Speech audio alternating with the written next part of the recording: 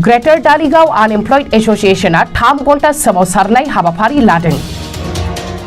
Greater Dhaligaon Unemployed Association नि बानजायनायाव Bongaigaon refinery हाबग्रा गेटनि मोखाङाव धालिगाव ओनसोलनि मेलेमजिबि रायजो राजाफोरजों लोगोसे ओनसोलनि खामानि गैजायै लाइमोनफोरा गावसोरनि माखासे मोनथाय आरो खाबुफोरखौ मोननो थाखाय 3 घन्टा सोमावसारदों।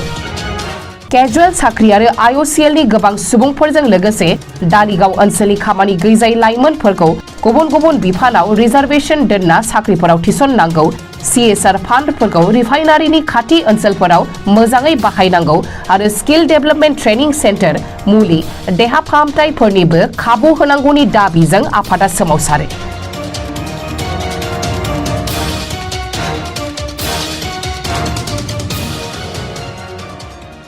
जोङो ग्रेटार धालिगाव आनएमप्लयड एसोसिएशननि जानानै जों दिनै बे धरनाखौ जों लानाय जादों। जोंनि धरनाखौ लानायनि माखासे खारन दङ। बे नैबे धालिगाव एरियानि खाथिनि जोंनि जेसेबां सुबुंफोर दं, जेसेबां गामिफोर दं, बे गामियाव जे जोङो नैबे धालिगावआव जे साख्रि मोननांगौ, जोङो केजुअल लेबार माने 4 ग्रेडआव जोङो जे साख्रि मोननांगौ, जोङो बाहेरनिफ्राय कम्पानि फैनाय कम्पानिफोराव जे जोङो जोंनि बे सेंग्रा सिख्लाफोरा बाहाय साख्रि मोननांगौ, नैबेफोरखौ लानानै जोङो धरनाखौ होनाय जादों। दिनै नुनो मोनो जे बाहेरनिफ्राय कन्ट्रेक्टर्सफोर, बाहेरनिफ्राय कम्पानिफोर फैयो, बिसोर गावनि जायगानिफ्राय लेबार लाबोयो, सुबुंफोर लाबोयो। ओमफ्राय बेनि जाहोनाव जोंनि बेनि लकेल सुबुंफोरा, लकेल सेंग्रा सिख्लाफोरा बाहाय साख्रि मोना। बेनि थाखाय बिथांमोना बाहेरायाव थांनो गोनां जायो, दिनै दिल्ली, बेंगलराव थांनो गोनां जायो। दा बेनिखायनो जोङो बे जोंनि जायगायावनो IOCL आवनो जोंनि सेंग्रा सिख्लाफोरा जे साख्रि मोननांगौ, दिनै हाजार क्ररनि गोदान प्रजेक्ट फैगासिनो दं। बे प्रजेक्टआव जोंनि सेंग्रा सिख्लाया जे साख्रि मोननांगौ, बेखौ लानानै जों दाबि होदों। आरो लोगोसे जों नुनो मोनो जे CSR फान्डफोरा मोजाङै प्रपार इउटिलाइजेसन जाया। दिनै गामि ओनसोलाव नों जुदि खाथि खाला ओनसोलाव जुदि नों थांदो नाय, दिनैसिमबो जोङो CSR फान्डखौ मोजां इउटिलाइजेसन जानायखौ जों नुवाखै। दा बेफोर फान्डफोरा मोजां इउटिलाइजेसन जानांगौ। जों मिथिगौ जे जों दिनै नुनो मोनो जे CSR फान्डा मोनसे गभर्नमेन्ट अफ इन्डियानि रुल मथे जे जिखिनि प्राइभेट सेक्टर, पाब्लिक सेक्टर जिखिनि बिसोरनिया 5 क्ररनि उनाव गोजौआव जुदि टार्नअभार जायोबा बिथांमोना प्रफिटनि 2% बिथांमोना CSR फान्डआव बाहायनांगौ, रायजोनि डेभेलपमेन्टनि उन्नतिनि थाखाय। खिन्थु जोङो CSR फान्डखौ जोंनि जायगायाव बाहायालाबासिनो गुबुन जायगायावसो बाहायगासिनो दं। खिन्थु जोंनिया फार्स्ट जोंनि खाथि खालानि एफेक्टेड एरियासफोरासो डेभेलप जानांगौ, बेनि उनावसो बाहेरायाव बिथांमोना खामानिफोरखौ मावग्रोनांगौ। दा बे दाबिखौ लानानै जोङो दिनै आन्दलन खालामनाय जादों। बेजों लोगोसे जोंनि खाथि खालानि सेंग्रा सिख्लाफोरखौ जोङो स्किल ट्रेनिं होनांगौ, जोङो स्किल हिउमेन रिसर्स बानायनांगौ। दा बिनि थाखाय IOCL आ बारे जोंखौ अबजेक्सन होबाय थायो जे नोंथांमोना बेनि लकेल सेंग्रा सिख्लानाव स्किल गैया, बिनि सेंग्रा सिख्लानाव गोहो गैया मावनो थाखाय, जाखिनि नांगौ बिथांमोना मावनो हाया। बेनिखायनो जों बाहेरनिफ्राय लाबोनो गोनां जायो होननानै कम्पानिसफोर बा IOCL नि मानसिफोरा माखासे अबजेक्सन होबाय थायो। बे खोथाखौनो लानानै जों दिनै बुंनो सानो जोंनि ग्रेटार धालिगाव आनएमप्लयड एसोसिएशननिफ्राय जे दिनै IOCL बिथांमोना जोंखौ नैबे इनफ्रास्ट्राक्चारखौ बानायनानै होथारनांगौ। स्किल डेभेलपमेन्टखौ डेभेलपमेन्ट खालामनायनि थाखाय जोंनो माखासे अनुस्थानफोरखौ बानायना होनांगौ। जोंनि बे दाबि, जोंखौ स्किल 2-3 मास जोंखौ ट्रेनिं हो, बिनि उनाव नोंसोर जोंखौ साख्रियाव लानो हाया, जोंखौ इन्टारभिउ ला, बिनि उनाव नोंसोर थिसन, जोंखौ डाइरेक्टलि ओरैनो अबजेक्सन खालामनानै जोंखौ रिजेक्ट दा खालाम। बेनि थाखायनो दिनै जे बे धरनाखौ लानाय जादों। ओमफ्राय जों माखासे जेंनाफोरखौ जोङो आनएमप्लयडनि जेंनाफोरखौ जों सुस्रांनो थाखाय जोङो आखायाव लादों। जों बे संगठना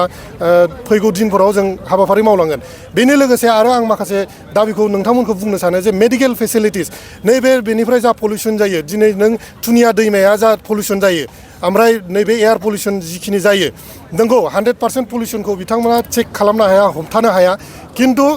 बेनि थाखाय जाय एफेक्टेड जायो, बेनि थाखायथ' मेडिकेलि जोङो अनेक मानसियानो बेमार आजार जायो। दा बेमार आजार जानायनि थाखाय बिथांमोना जोंखौ मेडिकेल फेसिलिटिस माखासे बानायना होनांगौ जोंनि खाथि खाला ओनसोलाव। एम्बुलेन्सबो होनांगौ बिथांमोना, जोंखौ अबेबा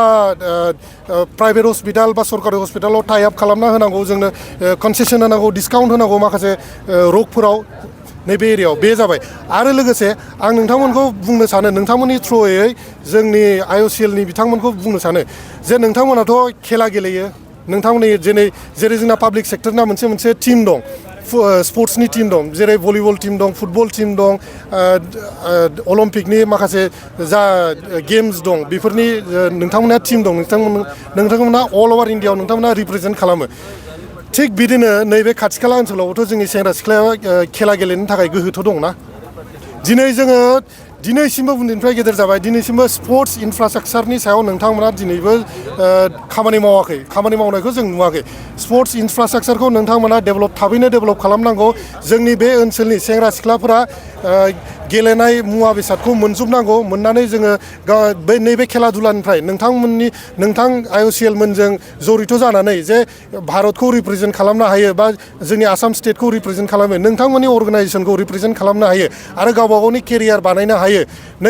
नैबे बेबस्थाखौ थाबैनो IOCL आ बानायनो होनांगौ जों दाखालि बावैसो जों मिथिदों जे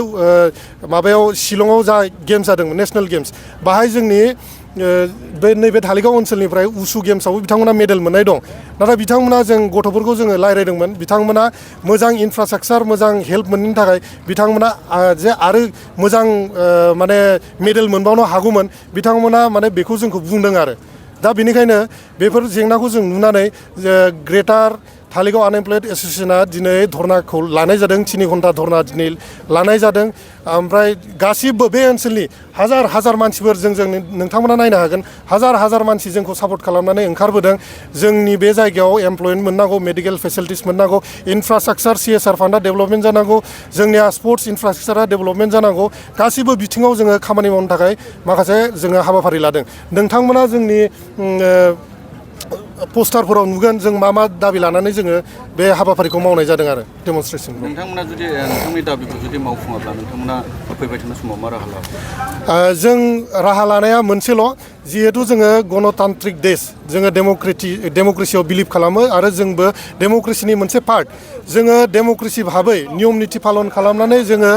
फैगौ दिनफोराव माबोरै जोङो गणतान्त्रिक आन्दलनखौ तीव्र भाबै जों लांनो हायो बेनि सायावनो जों खामानि मावनाय जागोन आरो जेब्लासिमबो जोंनि दाबिया मानिजाया गनायजाया जोङो आन्दलनखौ जोङो स्टप खालामनाय जानाय नङा जों मावलांबाय थागोन जोंनि आन्दलनखौ खालामलांबाय थागोन बेनोसै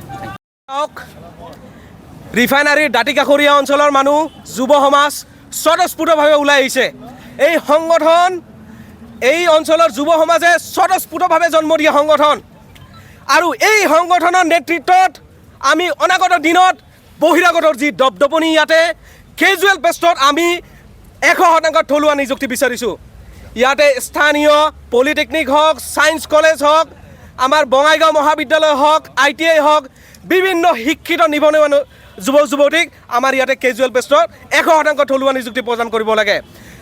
IOCL হোৱাৰ পিছৰে পৰা আমি দেখি আহিছোঁ